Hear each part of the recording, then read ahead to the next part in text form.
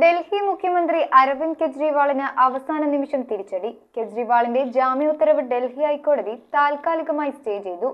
ജാമ്യം നൽകിയതിനെതിരെ ഇഡി നൽകിയ ഹർജിയിലാണ് ഹൈക്കോടതിയുടെ നിർണായക ഇടപെടൽ.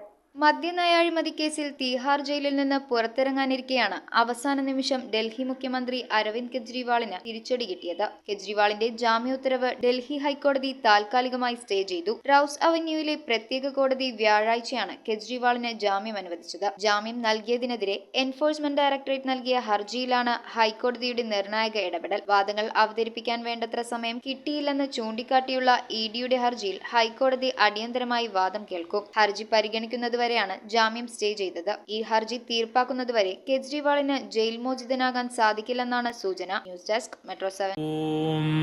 നമോ ഭഗവതേ വാസുദേവായ ധന്വന്തരയേ അമൃതകലശഹസ്തായ സർവാമയ വിനാശനായ ത്രൈലോക്യനാഥായ മഹാവിഷ്ണവേ നമഃ.